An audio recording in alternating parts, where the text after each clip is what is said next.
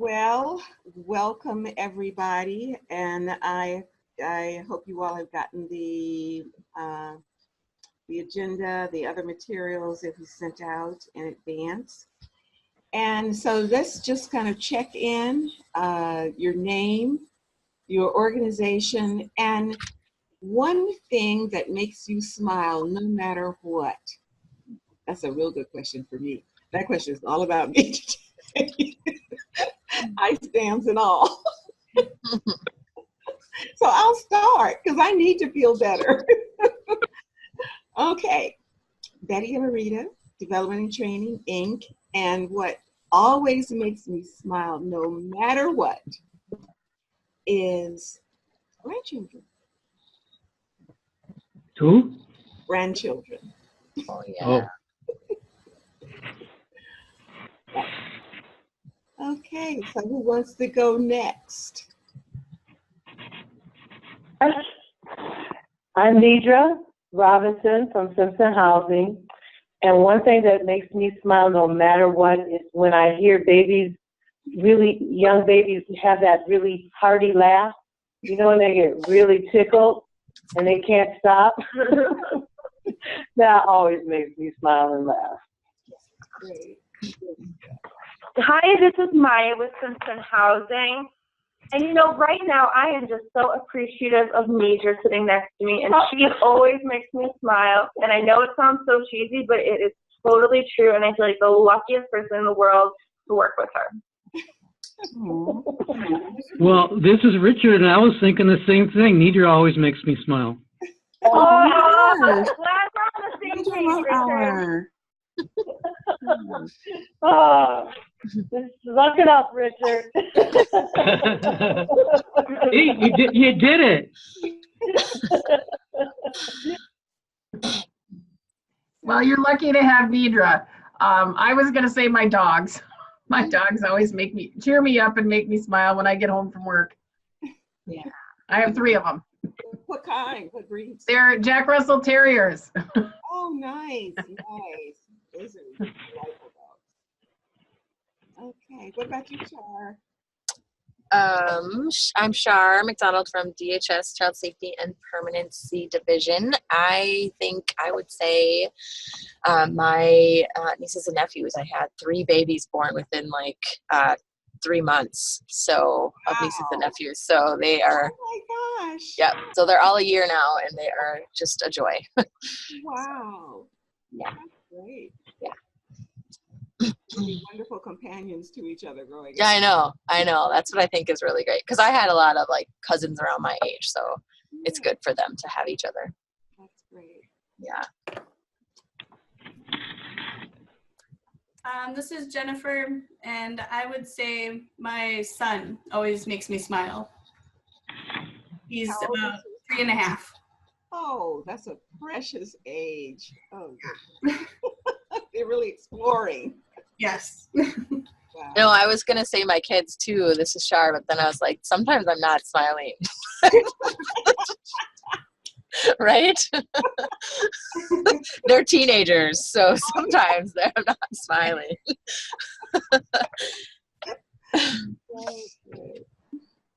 This is Chandra from Life Track, and I was going to say my kids make me smile even when they wake up at 4:30 in the morning. They're so happy, and I was going to show you a shameless photo of them if you can see. Oh, Come closer. Yes. Closer. They're cute. Oh, wow. They're 2 and 4. Are they twins? You have twins? No, they're 2 years apart. They look like twins. wow. The little one's big. Wow. Precious. So, Marilyn? So I would say what makes me smile. Oh, I work at the YWCA of Mankato. Thing that makes me smile is my dog. And I'm laughing because I'm just thinking of specifically his underbite. And I would show you a picture, but I don't have my phone on me right now. But I did take a picture of his underbite on the weekend. So it cracks me up. What kind is it? What kind of dog is he? What breed? He's a pug mix with French bulldog, so he's got that little punched up face. So it's just cute. Oh, adorable. Yeah. And Nancy. Yes, good morning. I haven't been with you for a while, but I'm happy to be back for this final meeting.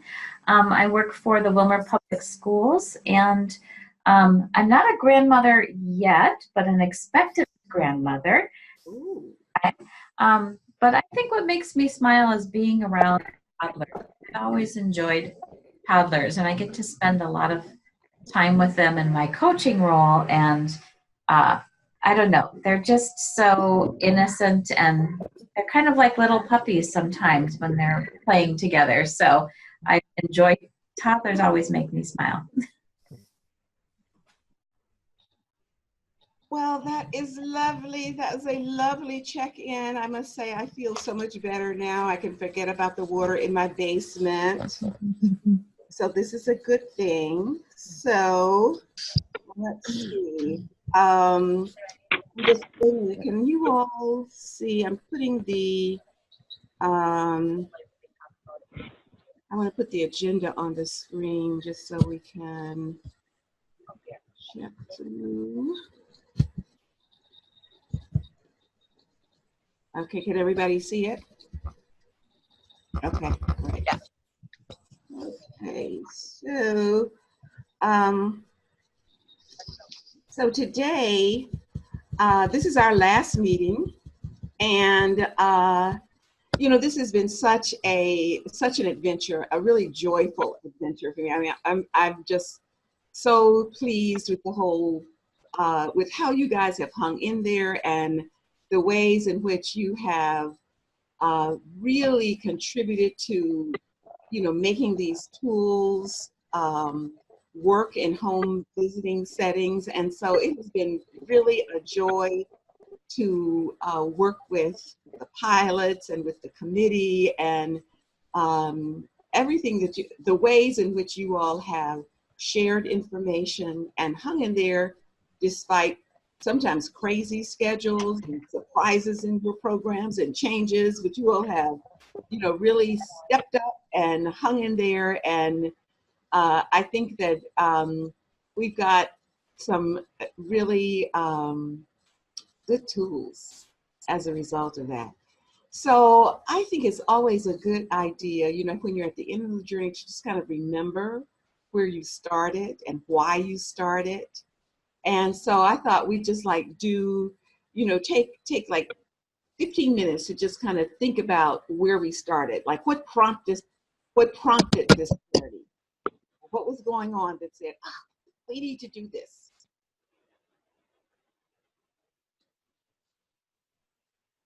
I think Richard and I met with the committee for the first time it was in the winter, wasn't it, when like January or February of 2018.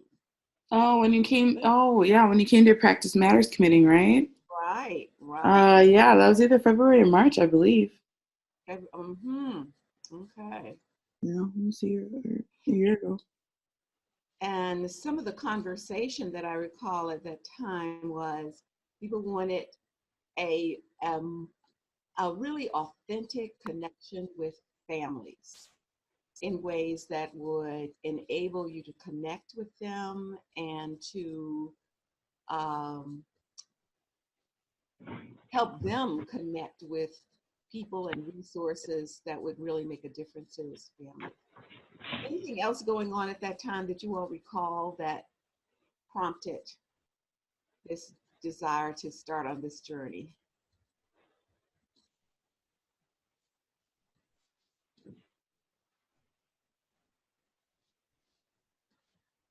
I think there was wasn't there an evaluation that was done on home visiting, maybe like the year before that, that gave people some really reflective information, you know, things to think about?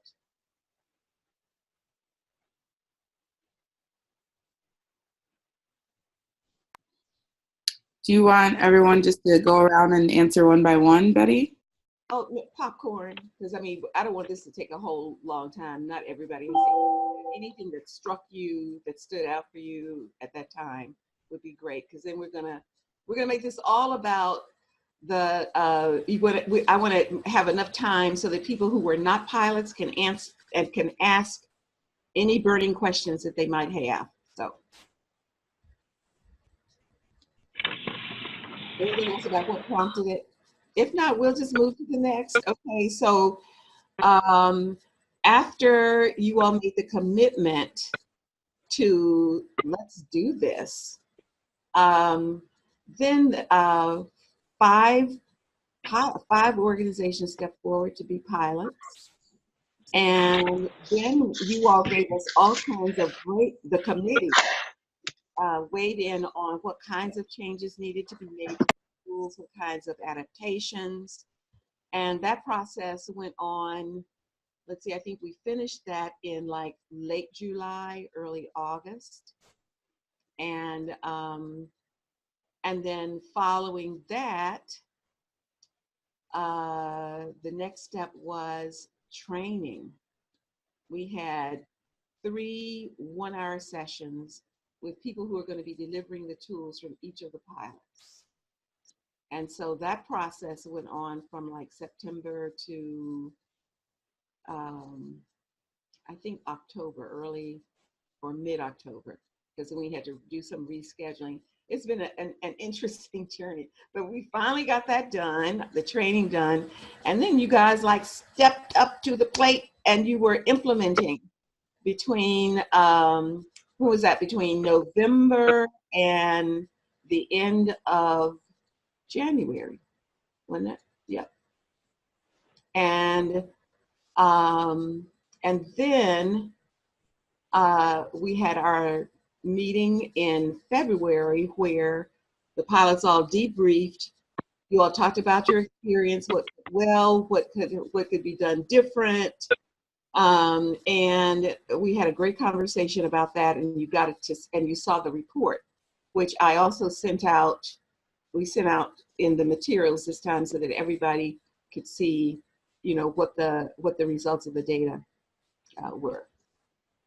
And so now here we are at our last pilot meeting, ready to share with like everybody what we learned, what the process was like, and most importantly, to have questions from folks who are not pilots so that you can understand what the process was and what's like, and you can ask anything that, any burning questions that you might have. So that's a very brief history, and there were, the last one of some of the questions we ask about in the process of the pilot. The third one, particularly important, I think, is could these tools generate information that's unique and useful? Because I know you guys have a lot of forms. You're always creating, having to fill out this and fill out that. And so the question was, do these tools give you something unique that you aren't collecting? So let's look at, So now you all get to have a conversation about anything that you're curious about. And for those of you who are not pilots,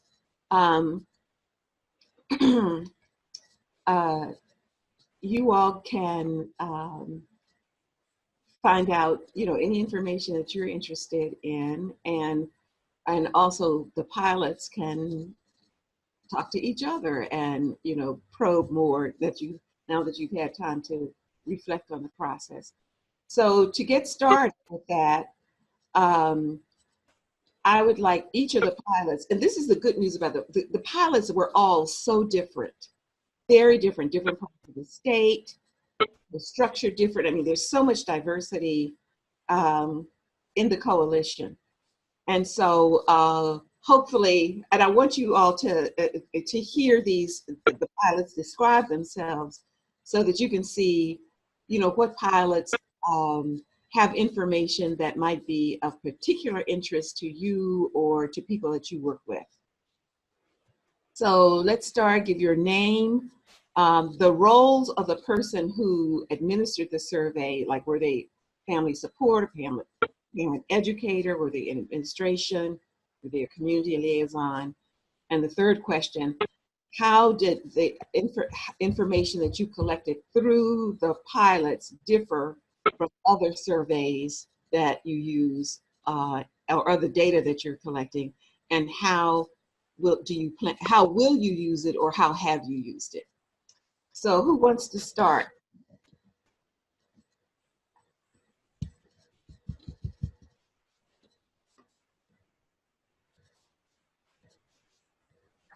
Hi, this is Nidra and Maya here. Can you hear us? Yeah. Wonderful. So both Nidra and I were senior early childhood specialists, so we were the ones that administered the surveys.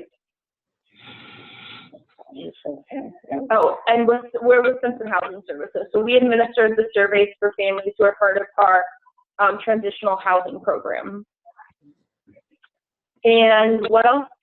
And you wanted to know if this information before, especially thinking through things like culture and how our parents were feeling, what they were getting from us in terms of cultural messages.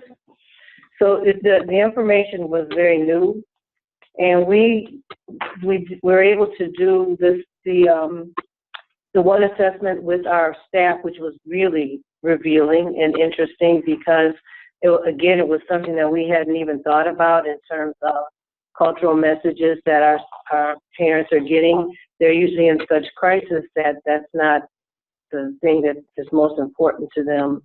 So we have found it to be really helpful in terms of us giving ourselves a new perspective in what and how we are interacting with our families, and information that we're getting from them, and just looking at things on a different level, because so much of it is crisis management, and this was something that is not really crisis management, but it was told us who they were as people. Great. Thank you, Vijay and Maya. So, Jennifer.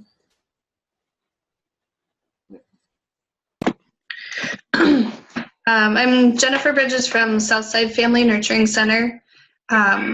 We administered the surveys at our Family Day event. We do a little parent group before we do a session with families and the kids in the classroom. And myself and two of our home visitors administered the surveys. And I agree with everything that was just said. It was different questions than we normally ask on our surveys. It's usually more general, like, what do you like about the program? Do you have any suggestions? But these were more specific, and like they said, told you more about our families as, just regular people and what was important and valuable to them. And when we discussed it as a staff, it gave us a lot of new ideas of things that we could implement to kind of address any concerns that families had based on the survey questions and responses. Great. And can you say, Jennifer, where your program is located? Minneapolis. Thanks. Yeah. So, please remember to say where your program is located, because I think the geographic representation among the programs is really so exciting. I think that's one of the things that really strengthen the pilot. So thank you. Yeah. Now, I can't. Jennifer, can I ask a question? Yeah, yes. What is the mission or the work that you do at Southside Family Nurturing? We have an early childhood program, 15 months to 5 years old. And then families that have a child in the early childhood program also participate in home visiting. So it's like a dual generation. They kind of get the whole thing. Anybody else have any other questions for Jennifer? Okay. So who's next? And I can't see, you know, I'm not seeing all of the participants' images and names, so I don't know who's on now. It's Marilyn. Okay. Yep. Okay, so I'm Mary Lynn. I work at the YWCA. Our services are in Mankato and North Mankato and St. Peter. So the families that we surveyed were in St. Peter and residing in Mankato and North Mankato. So just I was the one who administered the surveys to our families. I did have an interpreter, one of a colleague in the program who interpreted for some of the Somali speaking families. And so what I found was really interesting is that we hadn't really ever asked these kinds of questions before, as far as like how are they connecting to the community at large versus just the program and their values. And so I found that to be a really interesting question and answer with families. Because a lot of them, you know, had asked us to explain, you know, some of the specific questions. But then one response really stuck to me, and that was, as we administered it with one family, she actually thought, in the beginning, she was a little bit confused. She thought we were from the school district. And then we clarified afterwards that once she had asked us something, we realized that she thought we were the school district. And once we said we were the home visiting program, she completely changed our responses. And because she had actually thought, she felt that the school district was not very responsive to her culture and her values, and that her child was not getting the representation from her culture and her values. And so once she realized we were the home visiting program, she said to us, you know, absolutely, I feel very, very proud of having someone who is representative of my culture work with my child. And so we were able to get more of that understanding of what her culture means to her and how that, you know, is transpired in her child's, and working with her child and her family. And so that was something that was really, that has always stood out to me from that conversation that we had with the family. And just how close, we realized just how close a lot of the families are to our home visitors. And I think to me, that was one thing that I thought was a really cool way to just get that additional conversation from them, because they would always add a little bit more as we would kind of explain more of the questions. Interesting. Great. Who's Can I ask Marie Lynn something? Mm-hmm. Marie Lynn, what ended up happening with the folks from Mankato State? I'm not exactly sure. They had said that they wanted to help us with this because this was something that they thought they could really come in and do some of this work and kind of gauge and kind of moderate this conversation. But unfortunately, I think because Dr. Jeff was, you know, a little bit busy and preoccupied, that kind of went on his back burner. And then Julie was a grad student, and I think that kind of also got put on her back burner. And so there was I guess a little bit of a falling out, unfortunately, with communication. I hope to reconnect with them more just to see how they did it. But I know that they were supposed to administer this survey with our staff. And they did complete that. And she had felt very positive about that because I met with her right after, but I know that we haven't connected, and unfortunately, I think it's just because of time constraints. So I wish it had been more successful with a third-party administrator, but unfortunately, it just wasn't. So that communication of like, what was you did get your staff report, right? I believe I had forwarded on her the links and stuff like that, and she had confirmed that she had received it. So I assume she submitted it. Right.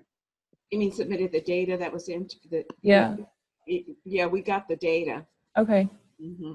And then, but you haven't received it back, nor have you had that conversation with your staff about it? No, unfortunately not. Okay. Well, I don't know, Betty, if that's something you and Richard can follow up on with Marie Lynn directly as far as how to make sure she gets that staff information back, because that's a piece missing from there. So when did you didn't get back the automated report? I'm not sure if I did, but I've been getting a lot of emails from other things, so maybe it just got lost in that. So I can double check first and then follow up with you to see if I did get that. Okay, that would be great. That would be great, because yeah, that's. So I'll look into that. Okay. Any other questions from Marilyn? Okay. I can share, Betty. This is Shanna from Community Action Partnership of the Lakes and Prairies, and we're in west central Minnesota, Moorhead, right along the border with North Dakota. We did the survey with the 24 families that were enrolled in our evidence-based home visiting grant. We do that in our early Head Start home visiting model. So those families have a weekly visit, and their home visitors chose a visit and did the interview with them at that time. We also use a couple of other tools. So I appreciated the discussion about how we fit this in other systems that we're already using. We do a family, a well-being matrix, which would look at assess family needs. And then we also do a parent gauge, which is a parenting assessment as well. The thing that kind of struck me as different about this survey was that it was more process oriented. It looked at how families access systems and it wasn't just embedded in need. So it was a different, gave us different information and was a different way to interact with our families.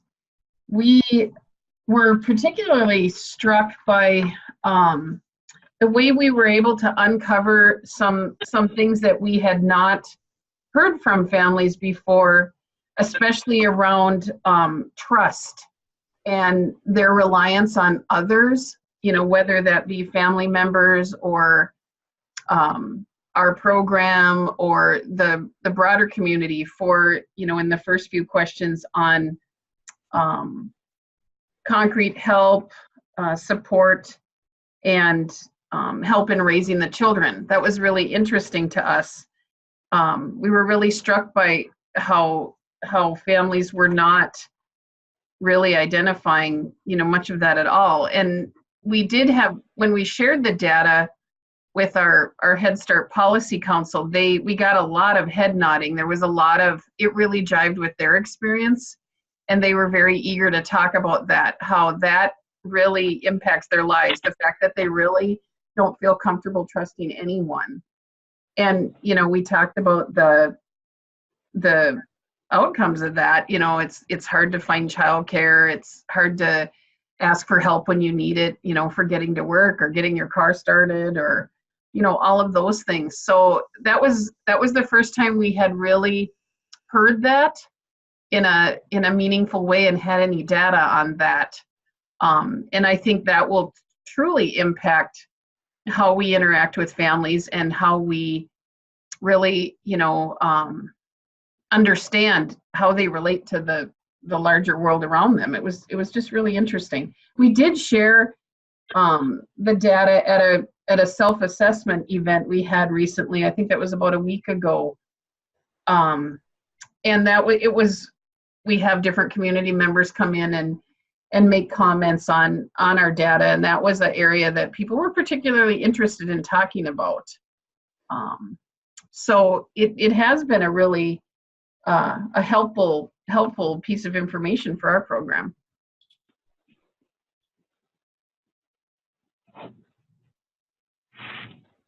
This is Chandra. I can go next. I guess I just really agree with what everyone has said so far. We are located in Frogtown, or the Promise neighborhood in St. Paul. And I think the questions that were on this particular survey are so different than questions that we have ever asked of our families. And sometimes you have to get a little uncomfortable to be a little more authentic. And what Shanna was saying about families, you know, we know sometimes that they say they're isolated or they don't have a good support system, but this is the first time we've ever had those specific questions in writing and have the data to support that this is what our families are saying. And so it can really kind of help shape our program, or maybe how we apply for funding, and have more parent groups or events to try to get people together and more frequently and get them out of the house and help build up their network. So that's kind of one of the big takeaways that we got from the survey. But just all of the questions are so different than what we've ever asked, and it was important for everyone to just get a little bit out of their comfort zone and ask these questions with the families, and kind of get used to asking those questions so we can really get to know them. Any questions for Chandra or Shauna? You know, the programs are so different. I think this is just a great opportunity to just you know, see how these questions operate in different kinds of settings. Because Shauna, your program, I mean, Head Start, it has such a huge infrastructure, and it's been around for a while. And, you know, so there are things that you're going to experience and ways that you would use the tool that would be different from the way Chandra and her organization, her program uses the tool. So any questions for either Chandra or Shauna?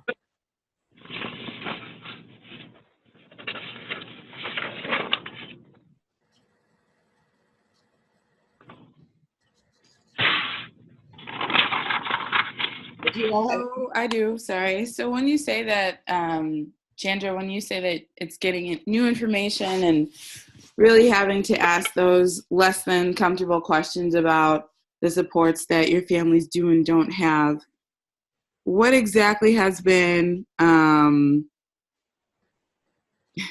what exactly has been the conversation following that, as far as how your home visiting team can support those families even better?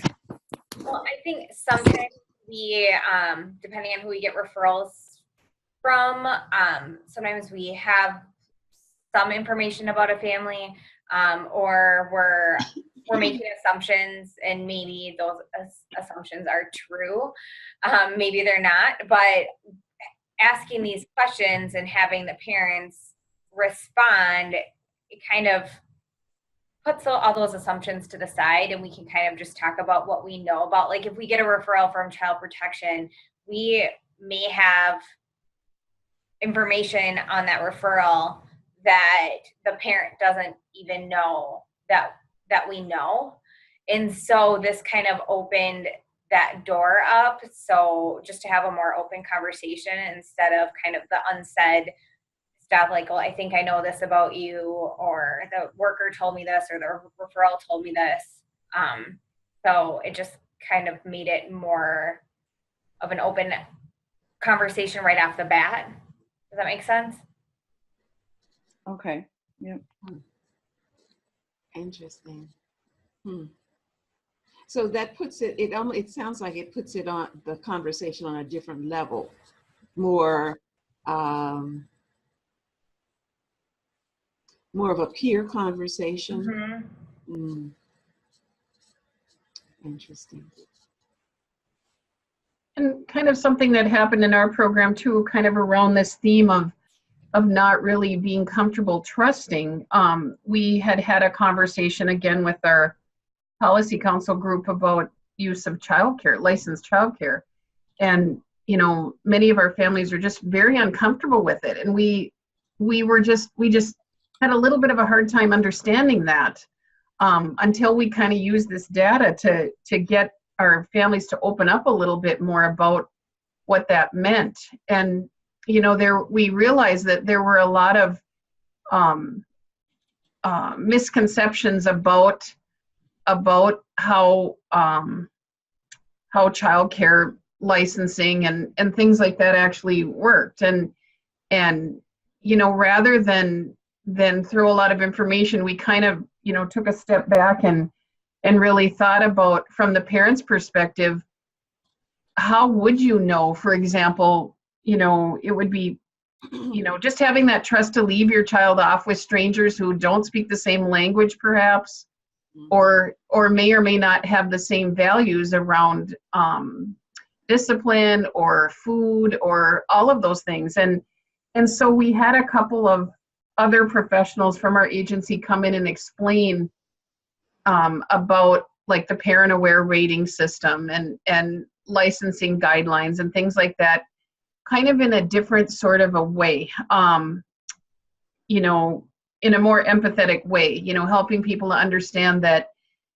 communication with your provider is really important. It would be really good to share what your child is used to eating, and you know, having some openness around what that child care provider or center might be able to provide for your child, you know, and just kind of getting them to see the perspective of both sides, and understanding that trust takes time, but there are a lot of rules, a lot of guidelines, a lot in place already to help to make sure that your child is safe, and that they can always control that. You know, they can have those feelings about their child's experience. You know, they can see what's the mood that their child's in when they come and pick them up. What's the vibe that they pick up from the provider, and how the staff are interacting with each other, and things like that. But that it is okay to enter into that partnership and have some trust in order to get started. And it turned out to be a really good discussion. And I think we might have, you know, allayed some of those fears around using group care and things like that. So that really furthers the outcomes we want for our program. You know, we talked very frankly with parents about, you know, it's really hard to hold down a job without care that you can count on every day. You know, your family members, at times, they certainly often have the same values you do, speak the same language, but they get sick, they have appointments, they have other responsibilities too that could get in the way of your child's care. And that, you know, it actually would be helpful to be able to utilize group care where you can count on someone being there every day, to make sure that care is available for your child. And you know, it just seemed like a more respectful way to come at it, because we had this data. You know, we hadn't really talked about trust before. We had focused more on, you know, the difficulty of finding spots in the community and things like that. And here we realized through the survey that there was other things that were definitely at play in this, that were kind of impacting our parents' use of that resource, and probably a lot of other resources that we know families aren't utilizing necessarily like we would want them to. But it's good to consider their perspective of that and why they may not choose to. That's just one way that I felt that it really had driven a conversation and moved us forward.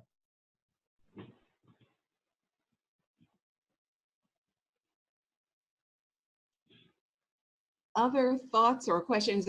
Have you heard from everybody from each of the pilots yet? Yep. You can see everybody on this. I don't know why it's not displaying on my. Yeah, everybody has spoken. Oh, good. Good. Okay. So let me just say how that commonality across the pilots of one of the key things that the survey did uncover was the issues around social connections, social support, and which related to also to trust. And that, so I think that's so important with home visiting programs, especially because in some ways home visiting programs can, because it has a potential of exacerbating that isolation, because it's not it could just be seeing the visitor and that's it. So the extent to which programs with do home visiting really uncover that and understand that, then they can avoid that, exacerbation of that isolation by connecting them and making sure they're connected outside of themselves and their home visitors. So I think that stood out as a key issue here. I think is really an important finding, and I just makes this tool seem really valuable, and hopefully we can figure out how to continue to use it, because it seems like all of you expressed how it really uncovered things you hadn't really and drove deeper conversations and moved you forward more than you had before. So I think it's a sign of a real successful pilot. And hi, this is Maya here from Simpson Housing. I completely agree with what Richard said. It's just from listening to you all in our own reporting and looking at the summary and really understanding how the majority of people are not relying on family and friends, to help them. And we just hear all the time about people saying they don't have friends and they don't have anyone to go to. And, with this information, because we have the power of working within organizations, figuring out some type of group work that we can do, or setting up field trips for our families. Nidra and I worked with the African American Baby Coalition, and the other week put on a whole retreat day, Mama's Day of Healing for families, and hearing from those moms about how much that meant to them to connect with other parents and seeing the power of actually putting this in action. We saw firsthand how big of a difference that made. So I hope that, we and other organizations can all continue to do more community building with the families that we work with.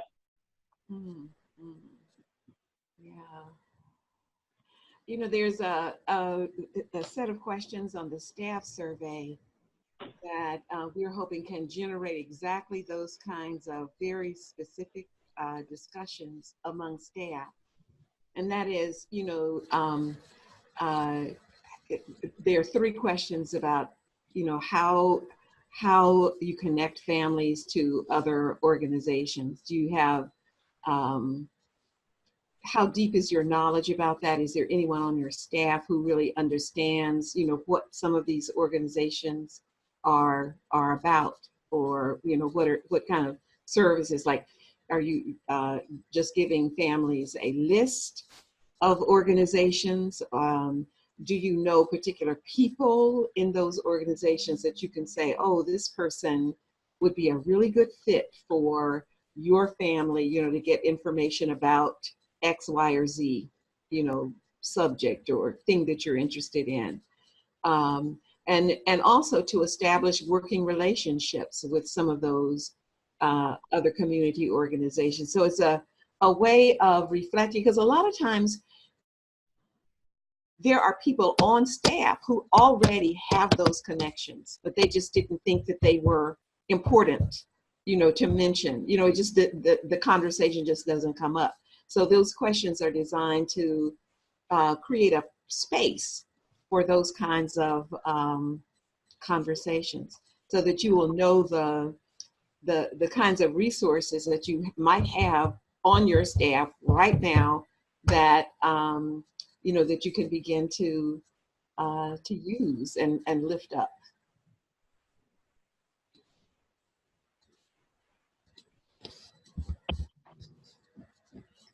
So is this, I'm just looking at the time, is this a good time to transition to the evaluation questions, Richard?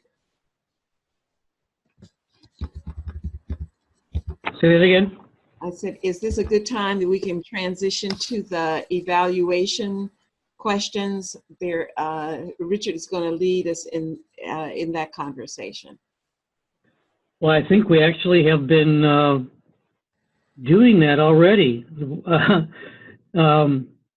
You can see the questions that describe the progress toward achieving your original goals and objectives. Describe the population served. Describe any unanticipated results, either positive or negative. What did you learn because of this grant, and how will you make changes based upon these results?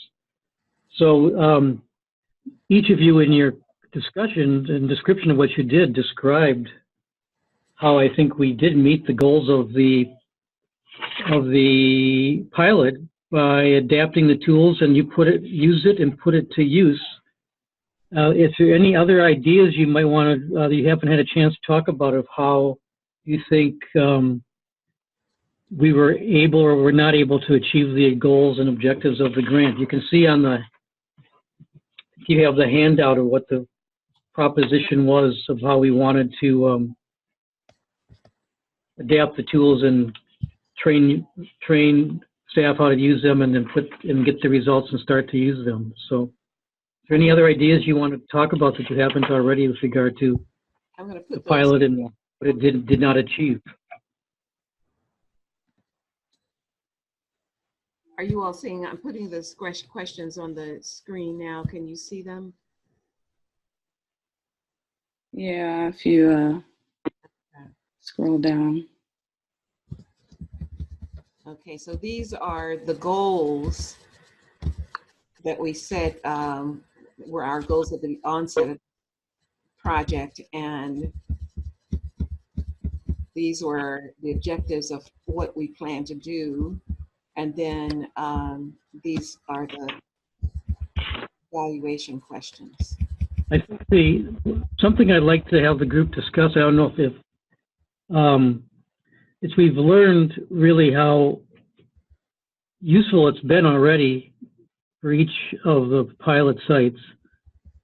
And so I think there's two questions. One is,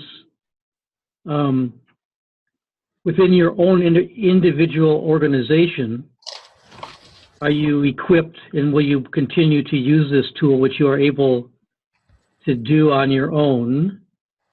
Is that true or false? And because you have access to the database and you can get the survey results on your own to see what's continuing to use it. And the second question would be more as a coalition, and what are you prepared as a part of the pilot to work with the coalition to try to bring it to more scale? I think those are the two questions. We could explore those. I don't know if we should go. I'm not on the screen, so maybe Betty can call on people one at a time and see if you have answers, or you can jump in if you'd like. Okay, who'd like to start? Shauna? This is Nidra, and yes, I definitely think that we will use the tool within our organization because of the value of the information. So we do have the capacity to do that, since the two of us were part of the pilot and understand it, and we'll be able to do all the in-home visiting with it. And in terms of the coalition, I just think that any time that we can work together to even, to help our families even more in terms of home visiting and understanding what their needs are, we definitely would want to be part of that as a coalition. Mm.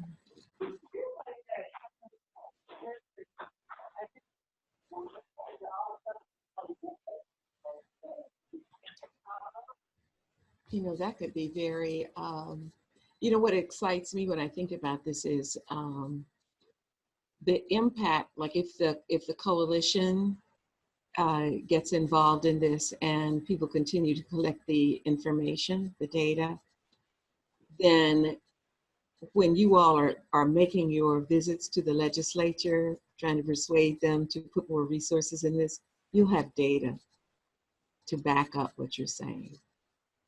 And that can be very powerful coming from a statewide coalition.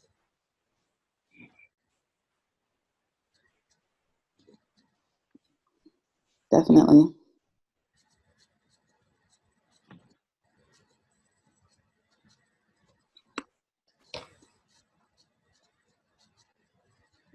Who wants to weigh in on that question next? I can go next. I think that we will also continue to use the survey in addition to a survey that we also do. But this survey gave us a lot of valuable information, and gave our home visitors some talking points to discuss with parents, because the survey kind of opened it up and helped parents think about it, and kind of helped them evaluate their support systems and what they had in place, and maybe what things we could help them put in place, and help connect them to more of what's available. So I thought it was really valuable information.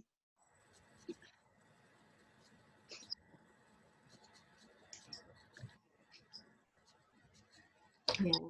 You know, I was just thinking about how, you know, when you are scrambling, you're working, you don't have relatives close by, and you're just overwhelmed, you really need, even if there are organizations and people in your community who really understand what you're going through and have things in place to help, and just people to get to know. You know, you don't have the time or energy to figure out who those people are or how to get there. And so, you know, I was just thinking about what Deidre was saying about, you know, taking people to the African American Babies Coalition, or, you know, those kinds of things are like gold to families, because it's almost like once you spark it, once they see what's possible, then they can follow up with their connections. You know, they'll be doing things that, you know, you're not necessarily having to carry that ball. Once they know, you know, they'll be able to create, and because a lot of those organizations are also wanting to connect with families.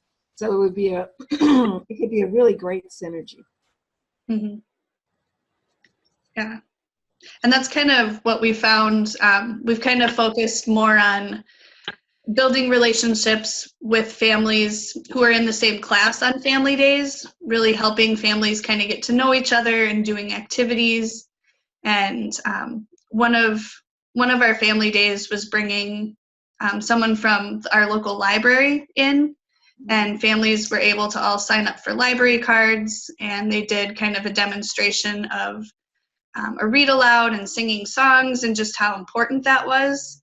And the feedback from families was great. Like, so many of them went and visited the library, and it's something that they do on a weekly basis now. And we hear the kids singing the songs when they come to school. So it's kind of helped us improve our programs for families based on things that, you know, we know are important to them, and will help their kids too.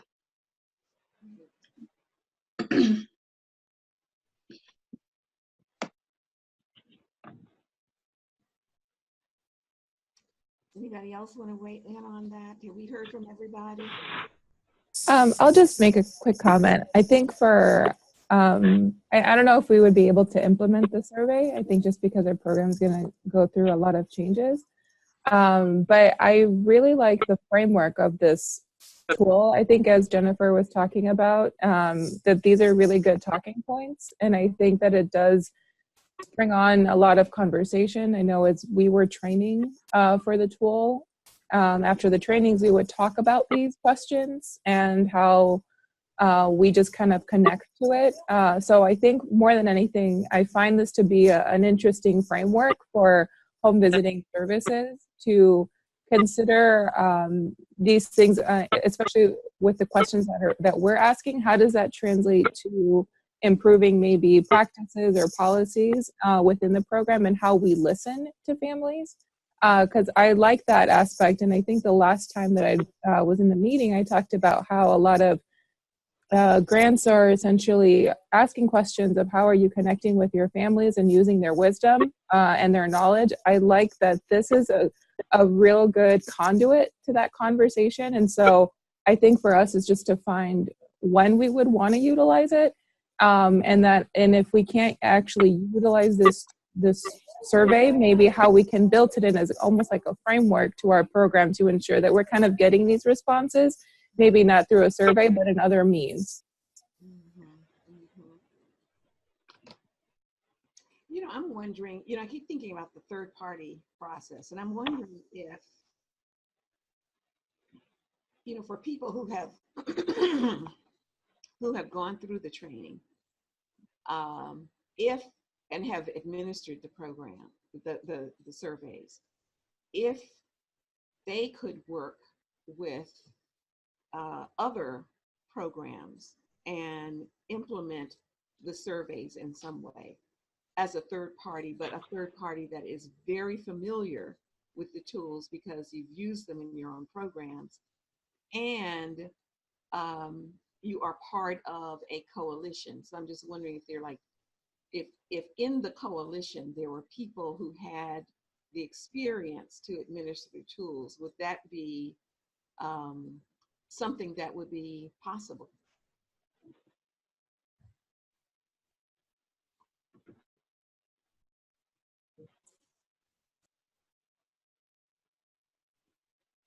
I'm sorry, Betty, can you repeat that real quick?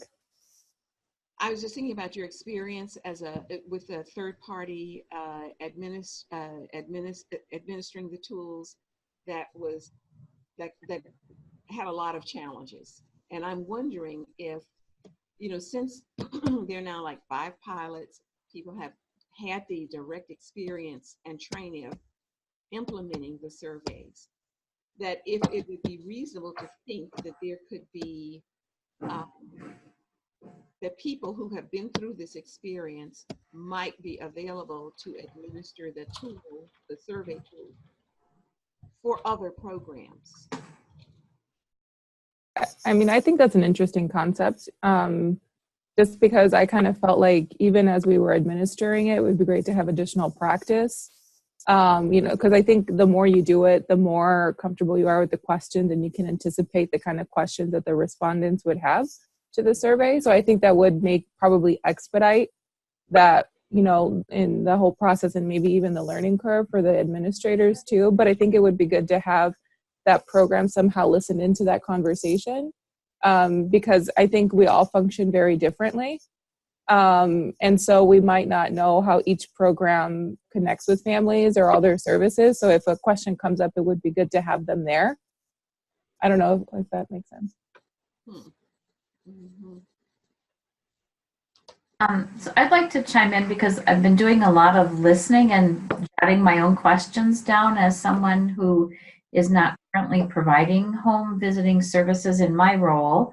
Coming from the perspective of the school district, I heard some comments regarding how parents view the school district and how this type of setting was more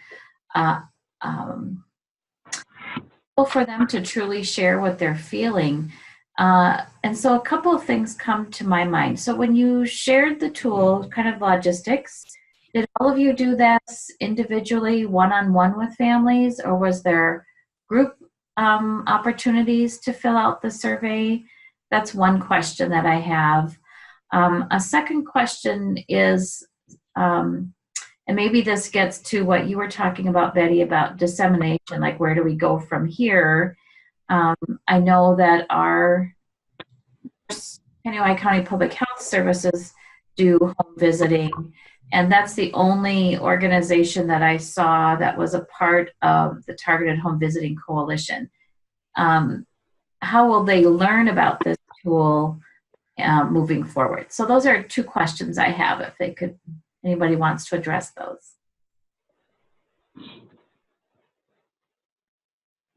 Nancy, I heard the second one saying, how will other home visiting programs hear about the tools after they're available? And what was the first one again? Sorry. The first one was just when you administered the tool initially, did you meet with families individually, or were there group opportunities for them to come to an event and do the tool as a group? Okay, thanks. I feel like I can maybe summarize what the programs did to a certain extent. I think it was a both and. Southside Family Nurturing Center, they had their family day. It sounded like it was a group administration type of process where all the families were present. And then with the other programs, my understanding is that they were more individual conversations with families. And so I think that format, it worked for every program, I think, to a certain extent. Marie Lynn mentioned having a translator in the room as well. So I think there's some flexibility as far as how, as long as everyone does their best to really ask the questions in the spirit of how they're being tried, like what the spirit of what is being asked.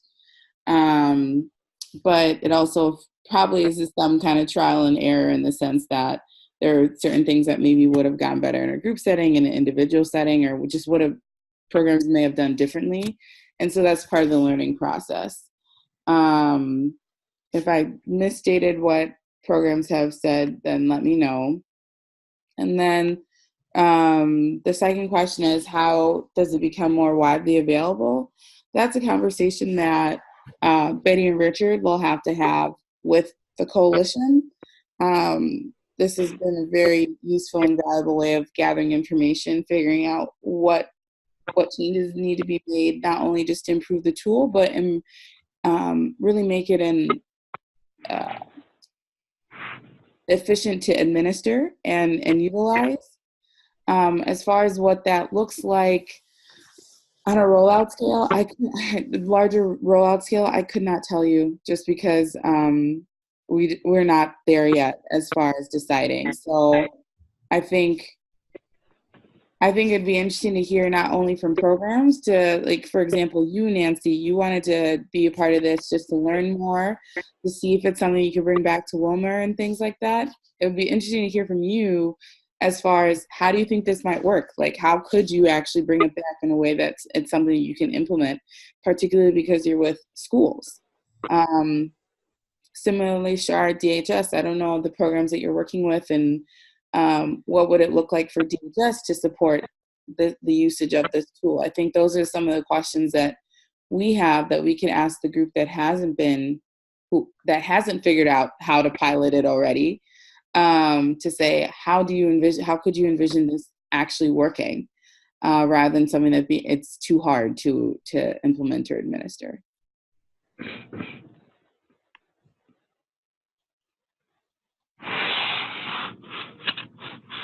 Well, I'll just chime in briefly. Kind of first thoughts that come to my mind as I'm listening to how it rolled out, the insight that so many of you gleaned from using this tool compared to other types of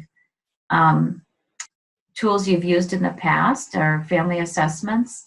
I think we have a highly diverse and strong immigrant population in our community. And some of the answers that you were hearing were really interesting to me. So I think about, for example, we have a parent educator in the school district who can also provide some one-on-one in the home parenting support if they seek it out. And I could see this tool being a relationship building tool as our parent educator goes out into the homes and seeks to support families once they're in the school system programming. We also have a couple of home visiting programs, like I mentioned, through Kennewick County Public Health. And I would like to be able to share this information with them as something to be looking for once the final rollout happens, and something that they could incorporate. I know they're doing some work right now with MACMA and becoming and looking at trauma-informed care from the perspective of infant mental health. So I think they would be really open to this sort of deeper, out of your comfort zone kind of opportunity. Those are my first thoughts.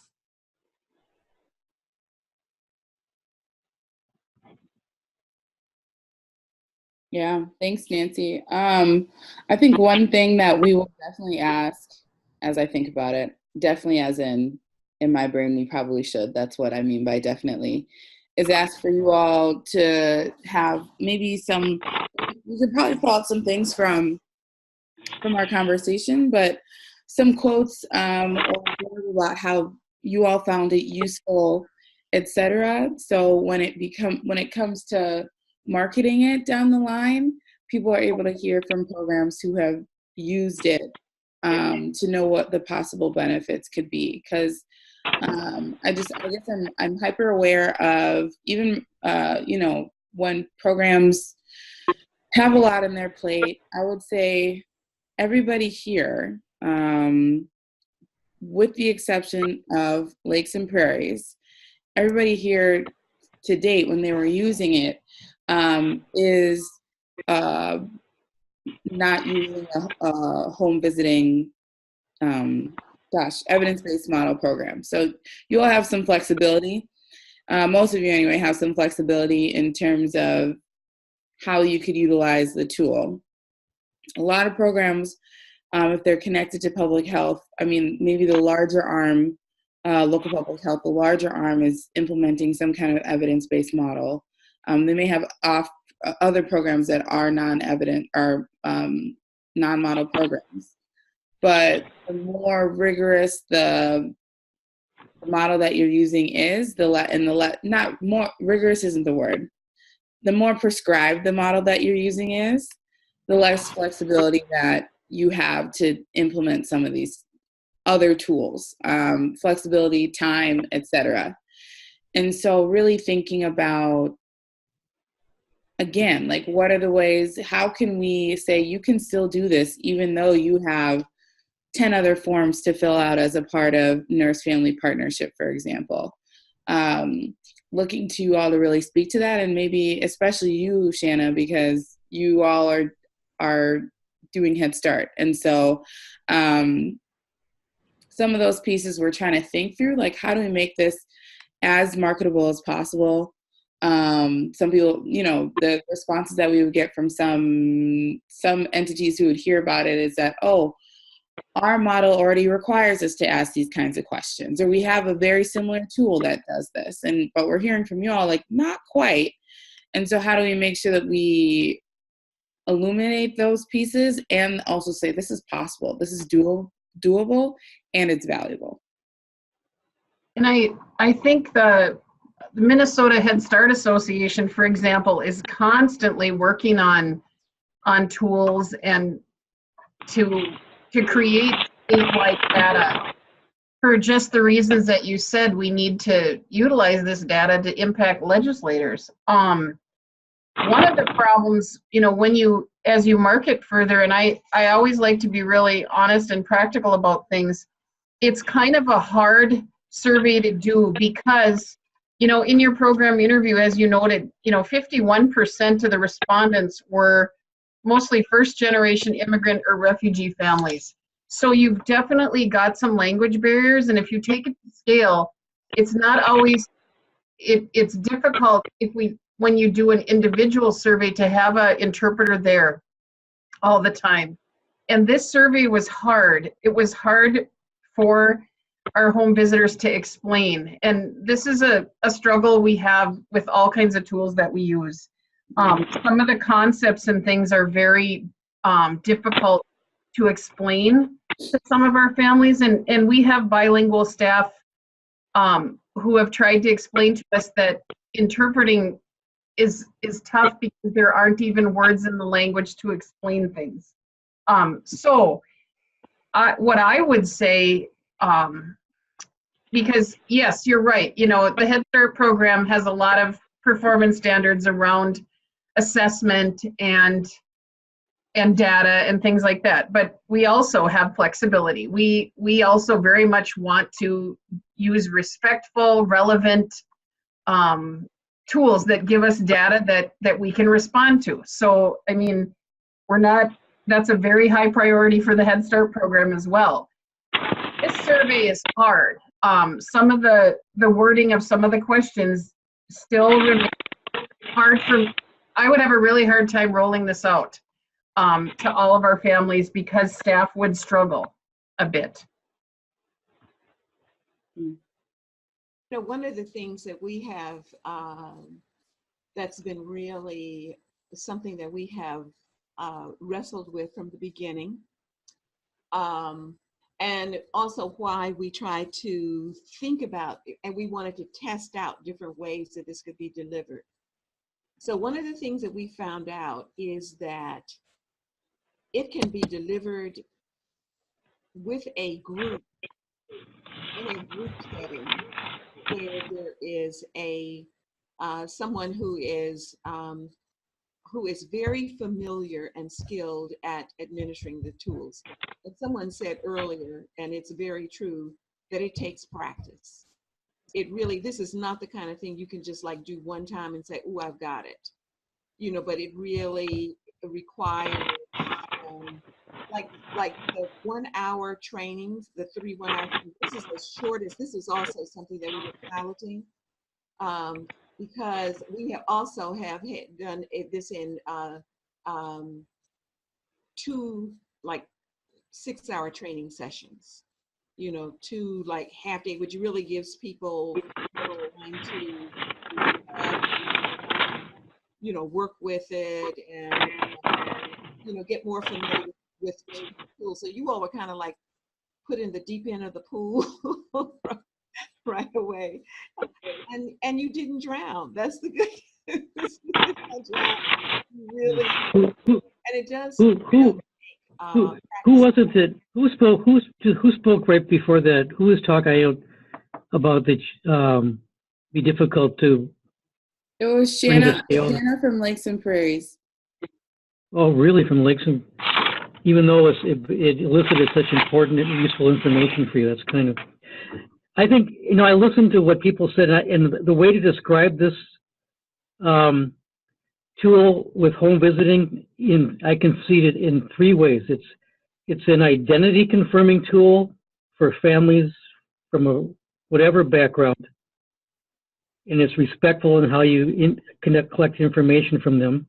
It's a relationship building tool to support families from their own perspective, and it's a community building tool because it really uncovers issues around trust and social connections. And it seems to me that those 3 valuable things in this one simple tool, if we can't figure out how to overcome the challenges, I think it's a loss to lots of families. Because it seems to me it was really valuable with the pilots. And that's how I would describe it: identity confirming, relationship building, and community building tool. That's how you described it. Yeah, and from my understanding, I think Shanna was just saying that the language itself, like the words. I understand. Oh, okay. Which, I mean, that's hard. It's a hard thing to reconcile, which I think is what Betty was speaking to. Shanna, is there anything? So I think that's why we spend a lot of time going through that training manual, and talking about ways to. Not necessarily translate, but help describe what the question is asking. Right. Is there more support along those lines in the training piece, or at some point in the administration process or journey that something like that or something else could have been more helpful? Because I promise you are not the only program to state that at all. Like, I know some of the home visitors at LifeTrack were saying the same things. Like, I was just doing my best to try and explain what I thought that this was saying, that kind of thing. So anyone, including Shanna, that can speak to that piece around how do we support you all more in terms of that preparation?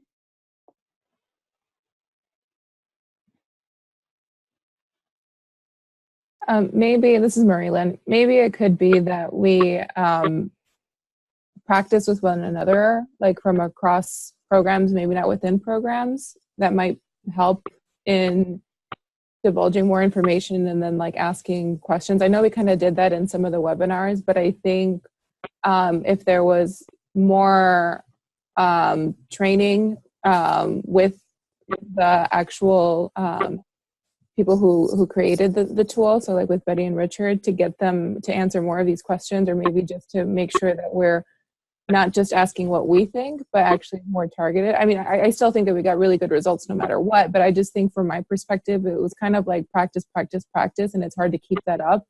And so it's just, I don't know, I think because you know, outside of this pilot, we have all this other stuff to do. So if we're working longer together to do this, maybe even in person would help, or just this virtual way, I think that would be very helpful. And I think I had said too that if we kind of get to determine when we implement the tool versus all of us doing it at the same time, that might create more flexibility in the success, because as a small program, that was difficult to do because we don't have specific people doing different kinds of work within our program. We have like maybe one person doing 5 different things. And so time constraints are legitimate for our program. So if we had that flexibility to implement the tool, that might give us even better results.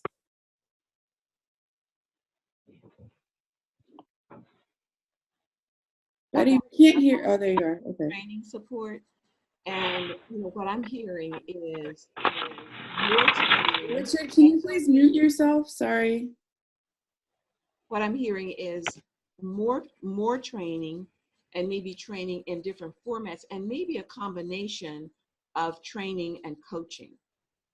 You know, because you all need like flexibility, and a lot of times we'll be dealing with circumstances that are really, really particular to something that you yourself are dealing with, a very particular situation in which coaching would be valuable. So maybe putting together some kind of package that people could choose, you know, what fits best for their program. It could be, you know, more training, or more coaching, or more of both, you know, just depending upon what you want to do. And in terms of how it can be implemented, one of the good things that we have seen is that it can be effective whether it's implemented one-on-one, you know, with individual parents, or bringing parents together as a group and implementing. We've done both ways, and with good results. And it's a different kind of situation. One will kind of be a much more personal, trust building thing, and the group thing creates more bonding within the group, and more of a conversation that can lead to like next steps, you know, like in terms of like what you really get to see, multiple perspectives on what parents are dealing with. And they will be more open because they're hearing each other, you know, they're not feeling isolated, they're part of a group, and that in itself, you know, has benefits. So one of the things that we try to do is to build in flexibility so that we could give choices.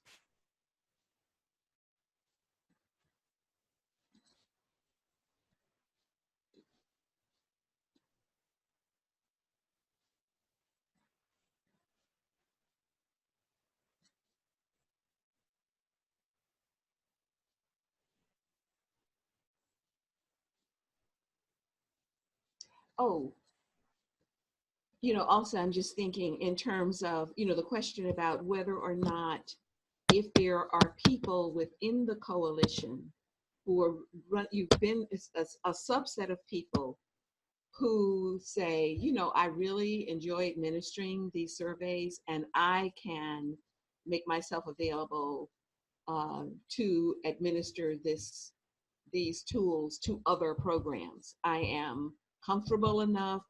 I have the skills to do this. You know, whether that might be also something to consider within the coalition. If it's something that the coalition or a foundation would support that kind of approach.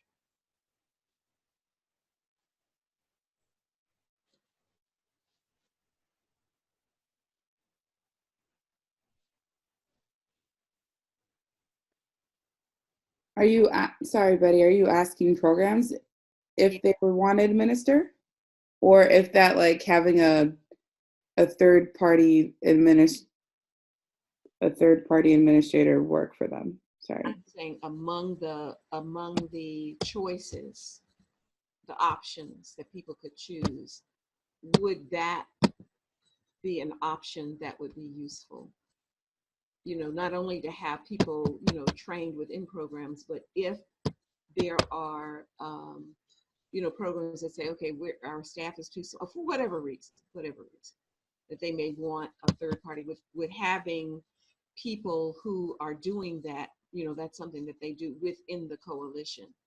Could that be something that the coalition would support, or DHS, or whatever? I mean, whatever you all's resources or structures would be compatible with.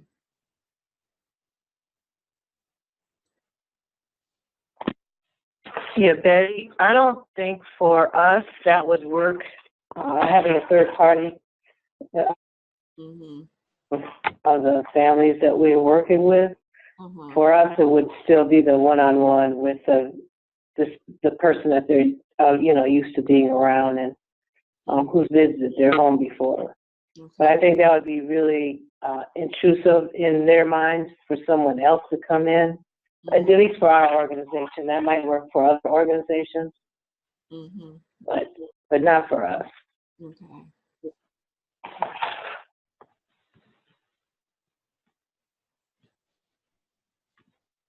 Shar, sorry, I've been quiet most of the time here because I couldn't find the email with the attachments, and then I finally found it. It was in like some land of not coming to my inbox until I approved it. So I found it, and it's here. But I was just thinking about that idea, Betty. I think it might be intrusive to have a third party doing it with families, but if there is like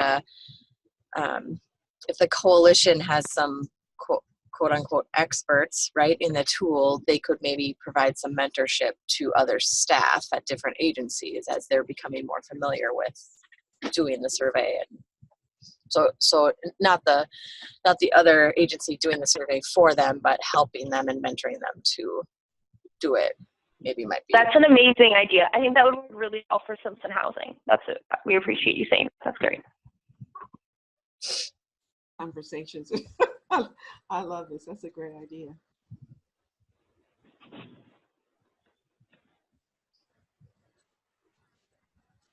Okay. I think a third party would also be hard for us, but I really liked Mary Lynn's idea of kind of working with other organizations, because it was just the three of us kind of practicing together, and just to be able to have other people's perspective along with the coaching, I think would be really helpful for us. Mm-hmm. Okay. So what I'm hearing is, the coaching piece focused on staff, and also bringing people together, staff together in a group to learn from each other and share experiences. Am I hearing, am I reflecting back what you're saying, or did I get any of that wrong? Because I really want to make sure that we're hearing and taking in what would work. So no third party in terms of implementing this with parents, but working with staff is different. Yeah. Yes.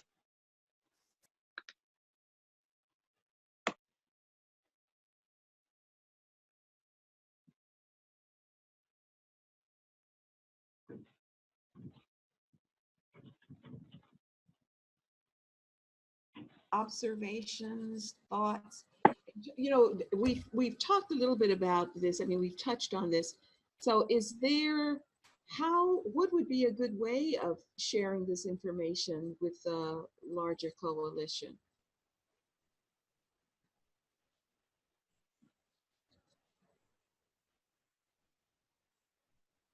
Who's that question to? Oh, it's Nancy's gotta go, by the way, just FYI. But Betty, who's that question to? Everybody. How would this how would the larger coalition know about what you all have experienced, or what you think would be good information for them to have in order to consider next steps.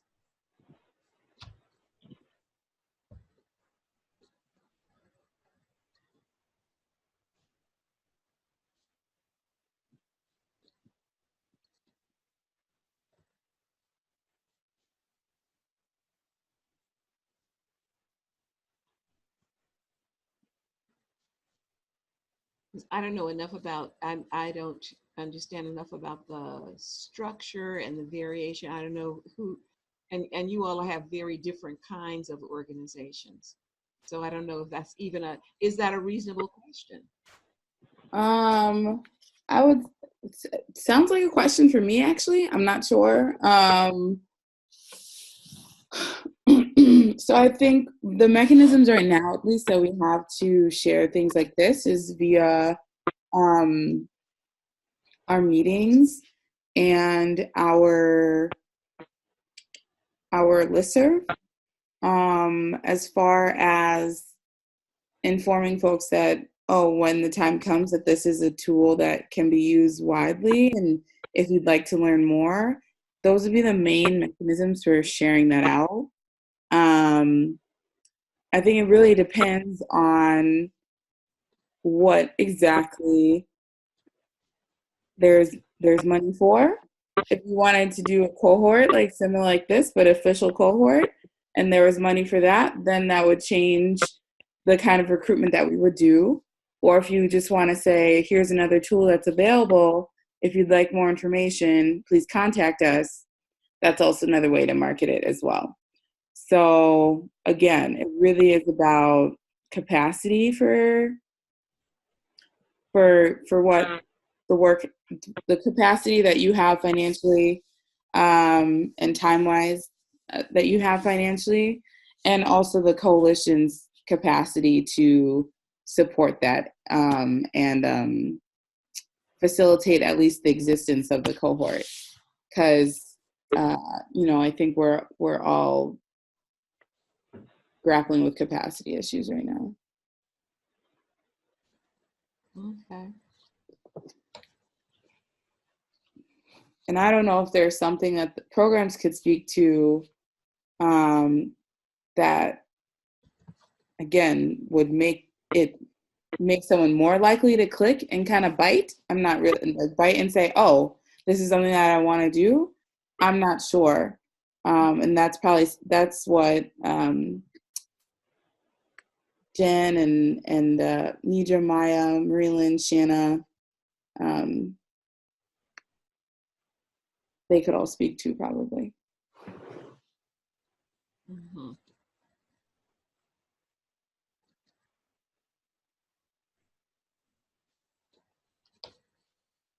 I think that probably what Richard had stated of like what the tool has kind of produced, like just those, identity confirming and all those other things that he had listed off. I think those are very important aspects for a home visiting program just across the board. I know what kind of made me want to participate in the pilot was just that it is like this strengthen and deepen that family engagement, and then really just talking about what does that engagement mean, because I think we kind of got into it a little bit more, at least from my perspective, once we did the training. But I think that if there was some of that language in the beginning, I think that would probably incentivize some home visiting programs, because we all kind of want to get different pieces from families. So I think that some of those things might appeal to a particular program depending on how they might provide services.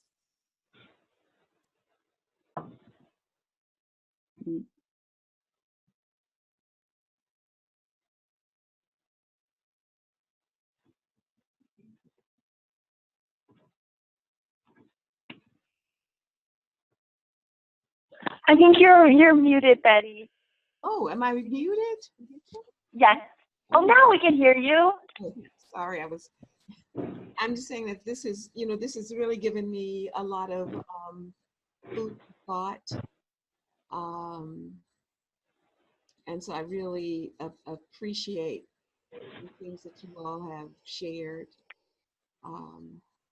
Where there are challenges and what kinds of flexibility we need to think about, and just how to interface with very different programs that are part of very different kinds of systems. So yeah, this has been very helpful. Richard, do you have any other questions? I do not. Okay. Well, I am just looking at it. We have gotten through our agenda in a lot shorter time than we anticipated. And I just want to say again how much this has been such a great experience, and to get to know you guys and to work with the pilots. And Tunde, you have been fantastic in terms of, you know, nurturing this along from the very beginning, and making this process coherent and holding all of our hands. So I want to thank you for that.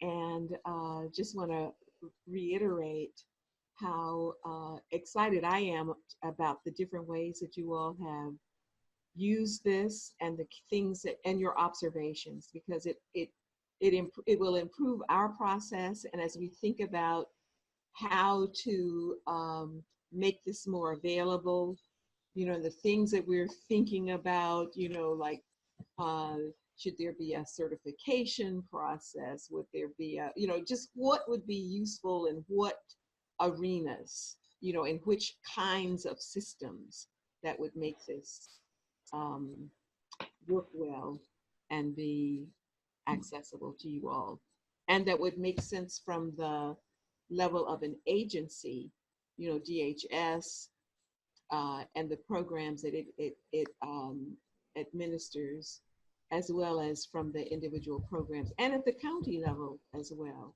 how to make this a coherent set of choices that make sense for people. So thank you very much. And I really hope that there'll be some next steps that we can think about. So I appreciate Yeah, let me also say thank you for being part of this, and for your great description of how it worked and what didn't work and what you got out of it. It was very helpful. Thank you. Yeah. Okay.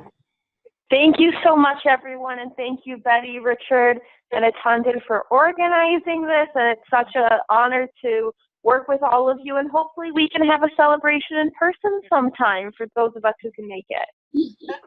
Yeah, great idea. That would be wonderful. Okay, well, see you all hopefully in the future. Thanks again. Have a great day. Thank you. Bye-bye. Bye. Bye, everyone.